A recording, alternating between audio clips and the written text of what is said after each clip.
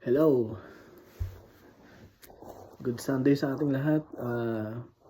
Salamat po at may pagkakataon na naman ako mag-share, magbahagi ng salita ng ating Panginoon. Happy New Year din naman po sa ating lahat, okay? Bagamat magtatapos na ang unang buwan ng bagong taon na to, 2025. So makikita natin ang daming mga nangyayari, no? Grabe, no?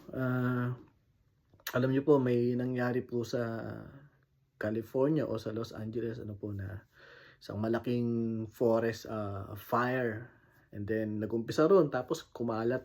Ang daming mga, kala natin isa silang magagandang lugar na parang almost heaven pag pumunta ka doon. Actually talagang sobrang napakaganda ng lugar na yun, subalit di ko alam. So sunog, ang daming nawalan ng tahanan, mga milyong-milyong mga bahay. Grabe, no? So kung makikita natin dito, kung titignan natin yung sitwasyon na yun, grabe, mag-iimpo ka ng maraming salapi o mag-i-invest ka ng maraming bahay, and then suddenly bigla na lang mawawala. Okay? So talagang hindi natin pwedeng i-rely yung investment talaga sa mundong ito. Okay? So alam niyo ba kung gaano kalaki yung nangyaring sunog na yan? Okay, ang buong Bataan ay meron siya yatang 31 to 34,000 acres. So ang nasunog doon at may mga nasunog pa ngayon, okay, nasa 47 acres na. So titingnan natin yung kung gaano kalaki.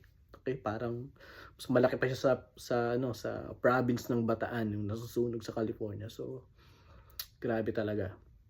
So may mga humors na dahil nga ginawa nila minak nila yung Diyos, 'di ba? So pinangyari daw ng Diyos 'yon. So well, ganun talaga ang Diyos eh. Okay? Unless na lang na mag-submit ka sa kanya. Pagkatiwala mo lang sa kanya. 'Di ba? So I think sa bagong taon na ating kakaharapin ngayon, meron pagkakataon sa buhay natin na kailangan nating isipin, okay, ako ba ay talagang ah, fully committed sa Diyos noong nakaraang taon na nagdaan, okay, at magiging fully committed pa ngayon sa panahon na ah, darating, okay, sa bagong taon na binigay sa atin ng ating Panginoon. So we're talking about yung panibagong pag-uumpisa. Gusto ba natin yun? Yung topic na yan, panibagong pag-uumpisa, di ba? So parang napakagandang pag-usapan natin ngayon. Ano nga ba yung